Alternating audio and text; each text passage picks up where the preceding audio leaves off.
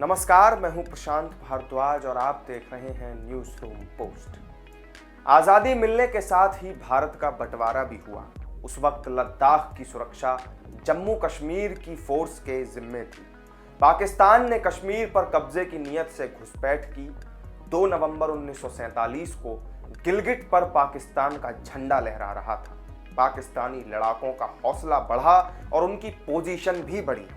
मई 1948 आते आते कारगिल और द्रास सेक्टर भी हाथ से निकल चुका था।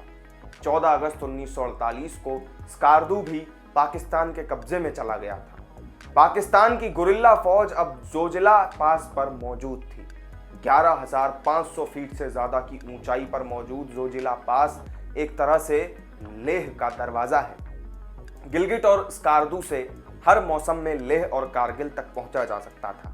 सर्दियों में जोजिला पास बंद होने के साथ ही लेह और श्रीनगर का संपर्क देश के बाकी हिस्सों से कट जाता है।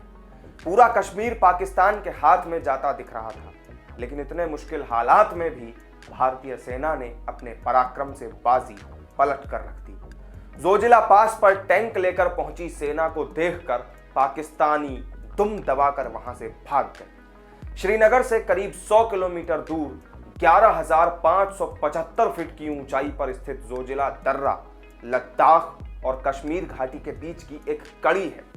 गिलगिट और स्कार्दू से हर मौसम में लेह और कारगिल तक पहुंचा जा सकता था। मार्च 1948 आते आते लेह को उत्तर और दक्षिण दोनों तरफ से घेरा जा चुका था। भारतीय सेना की वेबसाइट पर मौजूद जानकारी के मुताबिक लेह में मौजूद टुकड़ी को पास में ही एक एयर स्ट्रिप तैयार करने को कहा गया। मई 1948 तक सेना ने यह काम पूरा भी कर लिया। जब पाकिस्तानी लड़ाके खालदसे के पास पहुंचने लगे तो मोर्चे पर मौजूद जम्मू कश्मीर स्टेट फोर्स के जवानों ने वो ब्रिज उड़ा दिया। उस वक्त तक लेह तक लॉजिस्टिक सपोर्ट पहुंचाने की कोई भी व्यवस्था नहीं थी। दुश्मन जोजिला, द्रास और कारगिल में बैठा हुआ था। श्रीनगर से लेह का रास्ता ब्लॉक था। तब जनरल के.एस. थिमाया ने इन तीनों जगहों को खाली कराने का फैसला किया। सितंबर 1948 में ब्रिगेडियर के.एल. अटल की टुकड़ी को जोजिला पास खाली कराने की जिम्मेदारी सौंपी गई। मिशन को नाम दिया गया ऑपरेशन बाइसन। जोजिला पास वापस लेने के लिए निकली ब्रिगेड में जाट, गोरखा, मराठा लाइट इन्फेंट्री की यूनिट्स शामिल थी। 3 सितंबर को ब्रिगेड ने हमला बोला, लेकिन टेरेन और बर्फबारी के चलते यह मिशन नाकाम रहा। दुश्मन की पोजीशन बेहद मजबूत थी। आर्टिलरी सपोर्ट के बावजूद आगे बढ़ना नामुमकिन साबित हो रहा था। 13 सितंबर को एक और कोशिश नाकाम साबित हुई। आर्मी रिकॉर्ड्स के मुताबिक जनरल ने 11,500 फीट से भी ज्यादा की ऊंचाई पर टैंक भेजने का फैसला किया। पूरी दुनिया में इतनी ऊंचाई पर टैंक कभी तैनात ही नहीं किए गए थे। प्लान यह था कि दुश्मन को पहले जोजिला से खदेड़ा जाए और फिर द्रास और कारगिल की तरफ कूच किया जाए।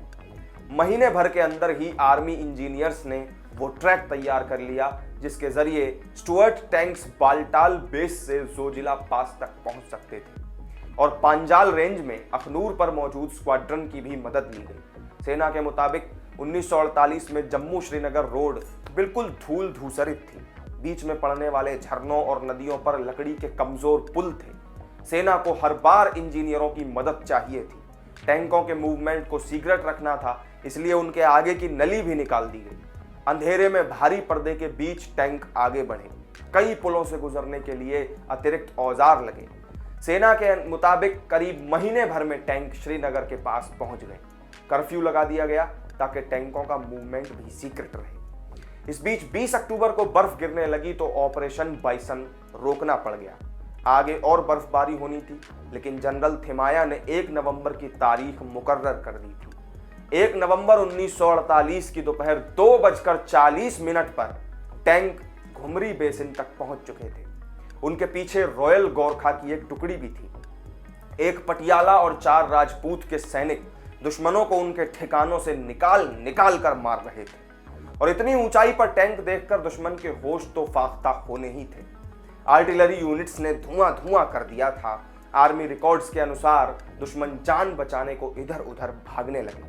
जान बचाकर भागता दुश्मन इस बार एक होवित्जर तोप पीछे छोड़ गया था। -20 डिग्री तापमान था। बर्फीले तूफान के बीच दुश्मन की पोजीशंस पर टैंक से हमला करना, वो भी बिना प्रॉपर क्लोथिंग और इक्विपमेंट के, दुनिया में कोई दूसरी सेना नहीं है भारत के अलावा जो ये कारनामा कर सकती थी। भारतीय सेना इसमें सफल रही। 4 नवंबर तक सेना जोजिला पास से सिर्फ 18 किलोमीटर दूर रह गई थी। आगे ऊंचाई पर दुश्मन मौजूद था। एक बार फिर से टैंकों की मदद से उन्हें खदेड़ा गया। 15 और 16 नवंबर तक सेना द्रास सेक्टर पर कब्जा कर चुकी थी। 17 और 18 नवंबर को सेना ने कारगिल की तरफ कूच किया। 22 और 23 नवंबर तक कारगिल के रास्ते में मौजूद हर एक दुश्मन का सफाया कर दिया गया। तो कुछ इस तरह जोजिला की लड़ाई में भारतीय सेना ने पाकिस्तान को धूल चटाई थी। आपको वीडियो पसंद आया हो तो लाइक करें, शेयर करें, कमेंट करें और चैनल को सब्सक्राइब नहीं किया है तो जरूर कर लें। गणतंत्र दिवस की आपको बहुत बहुत शुभकामनाएं। नमस्कार।